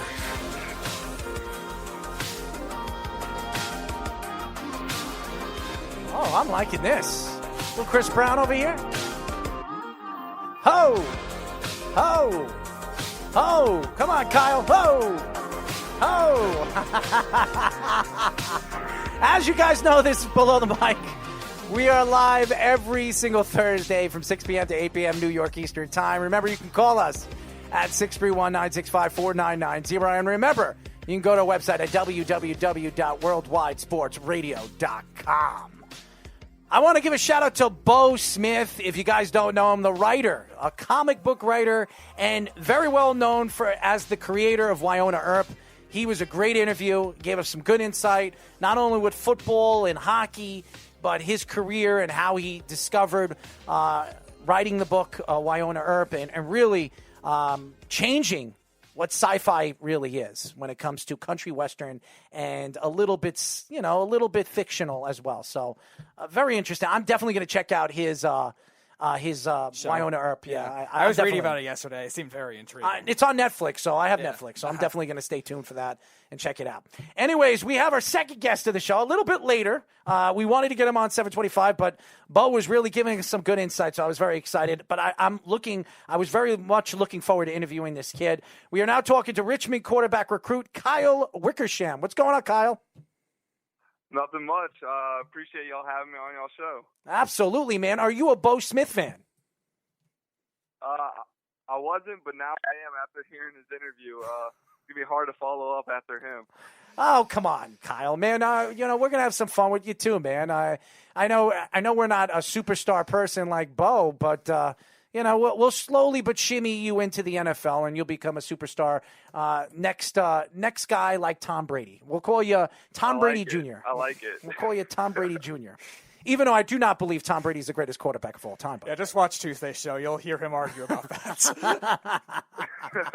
As you guys know, we are talking to Richmond quarterback recruit Kyle Wickersham. Now, Kyle, being recruited from Richmond, how were you recruited? When they came to you and sat with you in your living room with your parents, what was the thing that really drew you to Richmond out of all the other schools that were trying to recruit you? Oh, one thing for sure was that they were a Southern school, and that was very important to me, was to stay in the South. You know, you go up too far, people are a lot different than they are down in the South. So that was, like, one thing that really stood out to me is, like, how family-oriented they were and just the way they would, like, write letters to me almost every single day. Like, every single time I go into my mailbox, they got 10 new letters from the Richmond coaches. So just kind of, like, them showing that kind of love to me and all that really showed that they really wanted me. We were actually in Richmond December 2018. We took a trip to Virginia to do some Before video, you say that, I will say this. We were in Richmond, and we were trying to find a place to eat, okay? And for some reason, this guy who claims he was living on the streets, he was dressed like he was a normal person. Right. He was dressed like a normal person. He was asking us for $5, $10. I'm like, dude, you got a nicer shirt and a nicer set of pants than I do. How the hell do you need money from me? And he's like, well, you know, he was like, I was like, listen, I'm going to give you $5. Just don't go buy booze with it, okay? And he started laughing. So yeah, between that and that, what was that underground club we were at? That was my God. Those were a very weird experience we had. Weird experience. I thought I was in like a flatlining movie or something like that. Yeah, so we were actually there, and we actually were pretty much right near your campus we could see the football stadium on the way up there. Yep, beautiful. It was very nice. So what do you look forward to most in terms of embracing the culture of Richmond, both with the school and with the city, because it is a pretty big city, and the culture of Virginia as a whole? You were mentioning it has some Southern roots to it as well. So what are you most looking forward to with all that? I'm looking forward to just kind of making a new home up there and like just venturing out of Louisiana.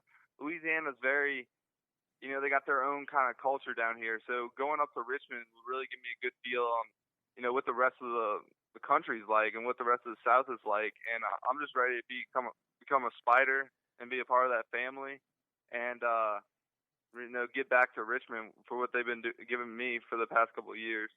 Well, I know a lot of people that have arachnophobia, so with the name Spider, I don't know. But I'll tell you this. Virginia is a very interesting state because it's so big. It's a lot bigger than people expect it to be. Everybody thinks of Virginia as just the city of Richmond, but there's so much forest. There's so much. I know so many people that have so many acres over there. They go hunting over there. It's a very interesting state. So being that you're from Louisiana, and I've been to Mardi Gras, and I know all about partying over there. I know the different takes of Louisiana. What do you see it to be different going from Louisiana to Richmond, Virginia? Well, where I'm from in Louisiana, I'm right next to New Orleans, so it's very city. You know, you got a lot of modern things. And when I went to Richmond, you know, it's still a big city and all, but it feels more like a family-oriented place, and it also feels like more country. Like I feel like when I was walking around the campus at Richmond that, you know, at any moment I could take out my gun and start hunting. We saw a deer. We saw a deer on the campus as we were walking. So that was just really cool to kind of see like a place that has such a big city to kind of still have like a nature feel to it too. Well, you got to come to Long Island, because if you want to see deers and bucks running around in your backyard, come to Long Island. It's not. I don't know about pulling out a gun and trying to shoot it. At this rate, one's going to jump in the pool. Well, yesterday, you know, it's funny that you say that. Yesterday, I'm actually a volunteer firefighter, and I'm over there at this place called McCuskey, and we do like fire drills over there. We go into burning buildings and we put them out. And we saw 2 bucks outside hanging out with, and it was getting dark out, and we saw, everybody thought it was birds flying over our head. They were bats. What kind of bird would be flying over your head in the dark? Okay, those are bats. And they were like, there's no way they're bats. I'm like, dude, then you hear them making these stupid sounds. I'm like, I told you they were bats. So I'm telling you right now, here in Long Island, as much as you look at Virginia, being that you can go hunting over here, there's so much woods over here. There's so much.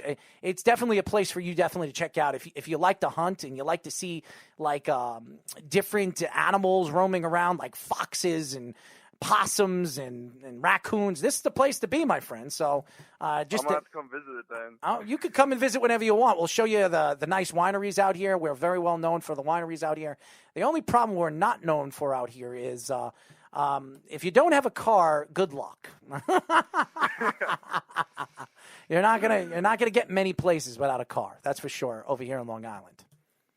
So you were mentioning you're from Louisiana, and my best friend in college actually is going to grad school over there at Louisiana Lafayette, and he tells me how unique the culture is as a whole, both with the football culture and just with the culture as a whole there. So go through that. Like, what was it like with the football culture, whether it's college football or the Saints, who was a huge following, huge fan base for them, and also just everything unique about the state of Louisiana, a lot of interesting things there. Oh, yes, sir. Friday for the games, our stadiums will be packed to the brim. We actually played the number 1 game in the country, voted on Max Preps. We were ranked the number 11th team in the nation. The team we were playing against was ranked the number 5 team in the nation. They had fireworks going everywhere when we scored touchdowns. People standing on the sidelines. We had, people like Jamar Chase, Christian Fulton, Coach O. They were all there, all watching the game. So that just kind of shows the importance of it. And then the next day, me and my teammates will go watch an LSU football game. We'll tailgate up there. And, some of us were fortunate enough to actually be going on a visit to LSU. So we would get to go on the sidelines for the games, talk to Coach O, and do that kind of stuff. And then Sunday mornings, we wake up and go to the Saints game. So, when it's football season over here, you're watching football every single day of the weekend.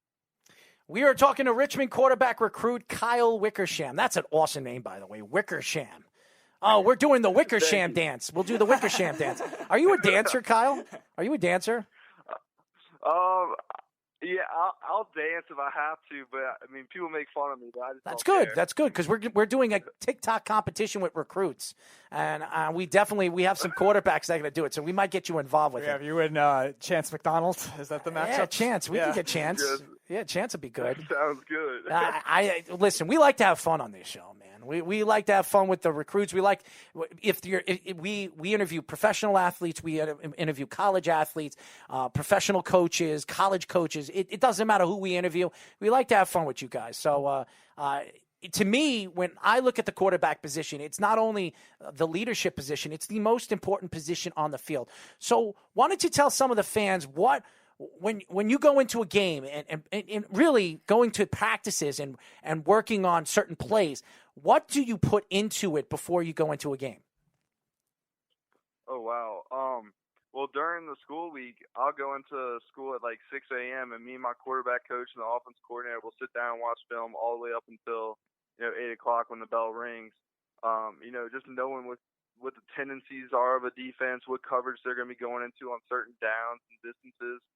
You have a lot of studying actually as a quarterback. I'd say 50% of it's mental, and then 50% is actually just making the throw. And then going out there and practicing with your wide receivers and just getting the routes down. I mean, this whole entire quarantine, I wake up at 7 a.m. We go throw at the field for 8, just trying to get the routes down, the timing down, because it's really important to have timing. Because if you don't have timing, then you might be throwing the ball before the guy even breaks to the spot where he should be, but he's not there yet because you haven't worked on it. So, game time's really almost just a walkthrough. It's everything you practiced, and you can't really change anything once you get into the game. If you're not prepared, it will show. So you're entering a conference in the AAC, which has been pretty good for football lately. We saw UCF go undefeated in back-to-back years. We saw Memphis play very well this year, Houston, teams like that. So you're entering that conference now. So do you think that level of play that you're going to be playing against and even playing with on your Richmond team is going to be very similar to a lot of Power 5 conferences, because they've been just as good as a lot of Power 5 conferences in recent years? Oh, yes, sir. Absolutely. I think people get it wrong when you say you're going to maybe like a smaller school because they don't have as many people that go there. But there's so many athletes, especially in where we're from, the South, and even the whole United States, where there's guys that are just being overlooked by these Power 5 schools. Maybe they didn't start till their junior year. Maybe they didn't even start playing football till their senior year. And there's a lot of kids that are sleepers. I can't tell you how many times Power 5 schools that talked to me and told me, hey, we really like your tape, but we already have 5 offers out to guys that they might have offered in 8th grade year. So, a lot of these kids are good enough to play there and become stars at Power 5 schools, but they played the game wrong. Some of these kids have been going to camps since they're 8 years old. I personally didn't start going to camps till last year. So a lot of the Power 5 and recruiting stuff that happens is actually about playing the game right. If you go to the camps early, you get in front of the 247 riders and the rivals riders, then those are the guys that go to the Power 5 schools. We are talking to Richmond quarterback recruit Kyle Wickersham. Now, Kyle, I am not a quarterback. I never played quarterback. And I do argue about who's the greatest quarterback of all time. I also argue about who's the best corner I've ever seen in professional football. Defensively, when you watch college football and the difference in the speed of the game when you watch the NFL to college football, and you watch some of these guys in the NFL like Aaron Donald, or you're talking about Khalil Mack, all these guys. And then you get the opportunity to watch some of these great defensive players in college football that could be the next big superstar in the NFL. When you watch that and you see the speed of the game from going from, watching the NFL and going to play college Division I football, do you see any difference in the game and the speed of the game from the NFL? Well, I see a difference, but the way that, because my dad played in the NFL a little bit, so he actually told me that the jump from high school to college is way bigger than the jump from college to the NFL. And that's because once you get to the NFL, everyone's playing on the same speed. Everyone's moving faster. But so is everyone's minds too. Physically and mentally, the quarterbacks are seeing things faster. They're getting the ball out faster. The wide receivers are breaking faster. So I think from the college level to the NFL level, it's almost the same, because once you get to the level of D1, everyone, like all the people that probably shouldn't have been playing high school football or were just playing for fun, they're cut out. So now you're getting to really, really good athletes on really, really good athletes, and that's why I think the speed, it changes a lot, but it becomes more of a mental game, I think. That's interesting. That's the first time I've ever heard any recruit tell me that. So that's very interesting. Yeah. By the way, who is your father? I just want to know if I recognize the name. My father's Jeff Wickersham. No, it doesn't ring a bell. What position was he? He was a quarterback. Of course started he at was. LSU 82 through 85. He actually had the passing record for the most amount of yards at LSU until Joe Burrow came in and broke it. That's where I saw the name. Because I remember when Joe Burrows actually broke it a year ago, and his name, Wickersham, was up there. That's right. Yes, sir. I remember that. It was on ESPN, and I saw Wickersham. That's weird. That's interesting. Who did your father play for in the NFL? He played for the Miami Dolphins for, I think, maybe 2 years, but he was behind Dan Marino. Wow. So, he took the trip up to Canada to hopefully get a new contract, and then he ended up tearing his ACL, MCL, all of that, and just taking a drop in practice. So it was very unfortunate. Well, do you see yourself as an NFL player? With your ability, your size, and your strengths as a quarterback in the NCAA? I like to think of myself. I try to have the confidence of an NFL player. That's my ultimate dream, ultimate goal, of course.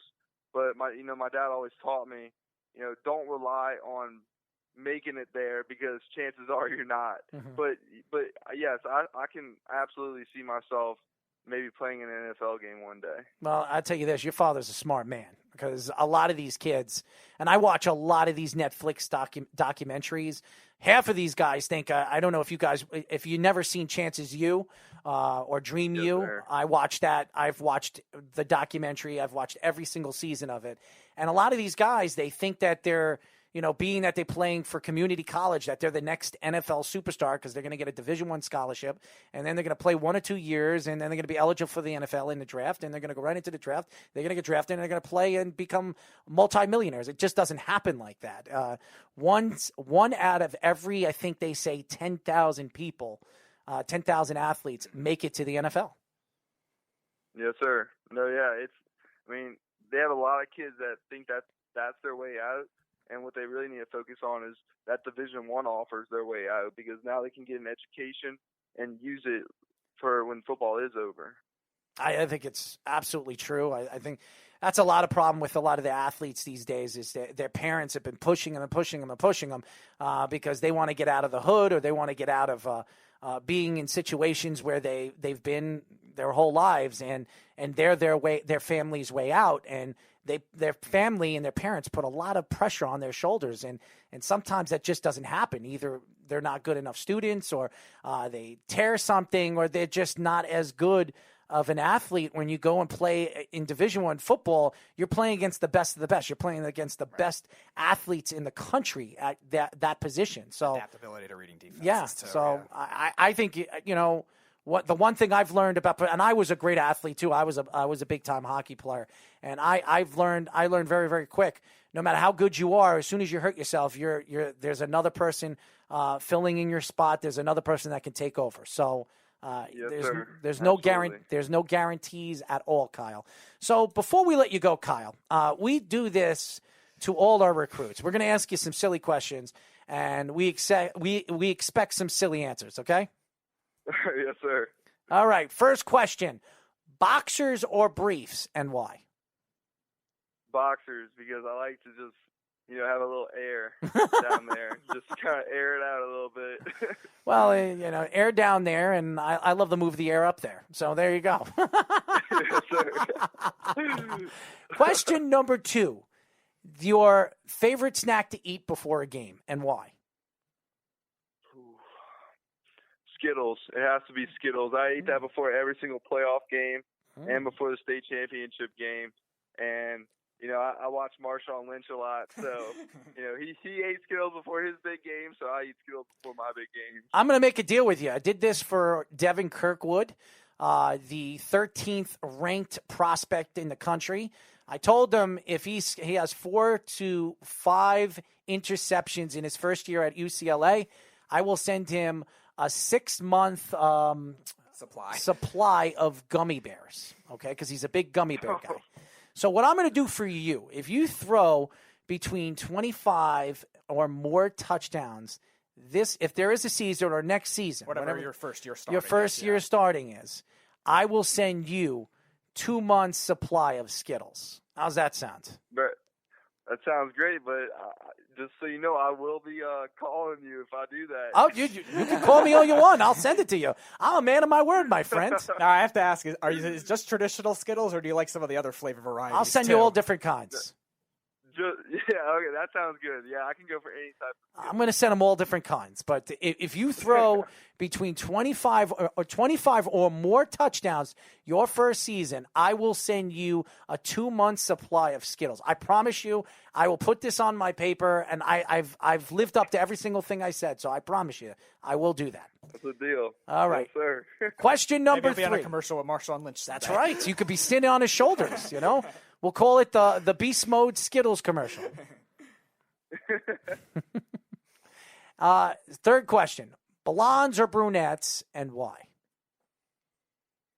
Blondes, without a doubt. That's a southern girl. Hospitality over there. Type girl. Every girl that lives down here has their blonde hair when they go to the beach, and that's definitely what I've grown up to like. New question: what would you rather be attacked by, an alligator or a shark? A shark, because they'll bite you once and then they'll circle around and maybe come get you again. Alligator grabs your leg. He's twisting you, and you're gonna die. Trust me, I know. I've seen those things kill other animals firsthand, and it does not look fun. Well, I'm sure Louisiana. when I was in Louisiana, I got sick of Mardi Gras, okay? I was there for 6 days. Within the first 2 days, I had too many Waka Flockas, okay? Too many of them. That's Dr. Pepper and Fireball, okay, guys? And I'm not a drinker. So the first cup I had, I was like flying. I wanted to jump off a 2-story building, okay? So I advise you not to drink Dr. Pepper and Fireball. Stay the hell away from them. But noted. Yes. So when I got sick of it, I said, let's go alligator hunting. Let's go check out Louisiana. I've never seen a bunch of crazy people on a boat jump into a water and feed these alligators with whatever they were putting in their mouth, beef or whatever, feeding the alligators while they were swimming with them. I was like, what the hell is going on here? I mean, like, we're watching this big, crazy. I'm serious. This fat guy. I mean, this alligator probably would have used him as bait. I mean, seriously. I'm seriously, man. I've never seen crazier people in my life. They're swimming in the water with the alligators. People down here move differently. They just don't care. Do they ever? Do they ever? Anyways, last question for me, and this is a good question. If there was a team in this world that you wanted, a professional team, and I know you're a professional sports fan, is there a particular team you couldn't stand growing up? Who? I couldn't stand, I'd say, the Lakers, because I always saw them on TV. They were always being hyped up, and then they would never do anything during the season. So, but it's different now, but I just did not grow up liking the Lakers for some reason. I think it's because they beat the Hornets, too, when I went to my first basketball game, when they were the Hornets. Now they're the Pelicans, but I hated them after that. Oh, and so you're a Pelicans fan?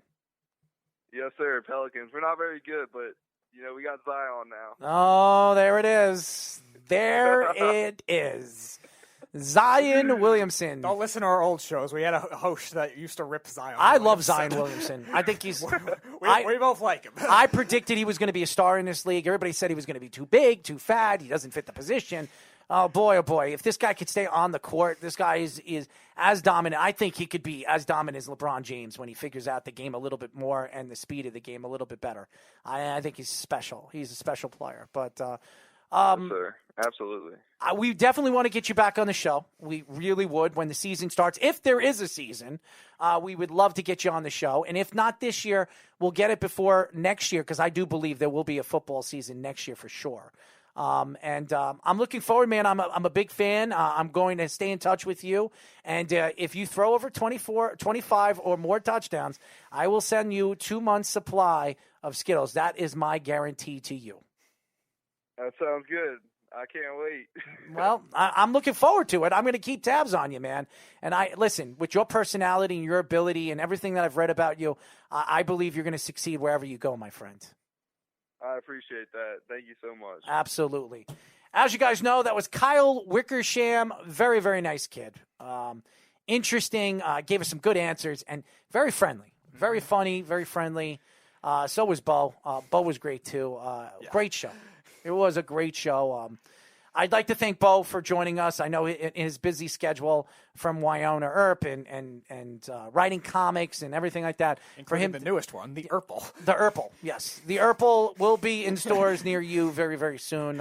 It will be starring me, okay? So the Earple will be a number one seller when it comes to sci-fi. So there you go. And I will be the guy. I would be the bad guy. I would be a good bad guy, wouldn't I? I told you, that was a perfect supervillain name that he just said. The Earple. It just came up. It was like, that's just so perfect for a supervillain name. Yeah, I mean, why not make the Earple part of his show? I mean, or make a show out of the Earple. I think that would be a great comic villain name. And just mimic him around me because I'm an evil person too. So there you go. I don't know how evil I could be, but anyways, that's it for our show, ladies and gentlemen. We will be back on Monday. We have a great show lined up. We have great shows lined up for you next week. The Wise Guys will be in tomorrow. We have Off the Mat over the weekend. We have Weapons Hot over the weekend. We have a lot of new shows coming to the network. Shout out, by the way, we are now merging with Belly Up Sports. Us and Belly Up, Worldwide Sports Radio Network and Belly Up Sports are now going to be merging together. So stay tuned for that. There's a lot of big things happening with the Worldwide Sports Radio Network and Belly Up Sports moving forward. I'm very excited for that. I want to give a shout out to Mike Brown and his team. We've been waiting for this. We've been working at this, and we're very excited to merge together with a very well-known media organization as good and as professional as Belly Up Sports. So definitely looking forward for the future as well. We will be back on Monday. And by the way, stay tuned. 103.9, The Weekend Crunch with me and Eric Coleman on the LI News Radio Network on Saturday at 7 p.m. We're going to have our special guest, Kevin Weeks, from the NHL Network. He played for the New York Rangers, the Florida Panthers, long career in the NHL. We'll be having Kevin on the show, so that'll be interesting.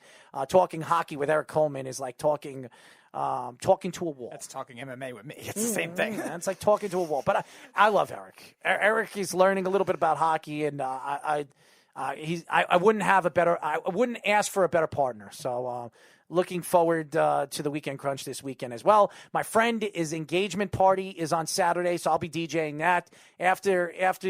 Before the show, I'll be doing and DJing that engagement party. So it's going to be very, very interesting to say the least. Again, we'll be back on Monday. Until then, this is Errol Marks and Speedy Petey saying good night. We'll talk to you then. Good night, everybody.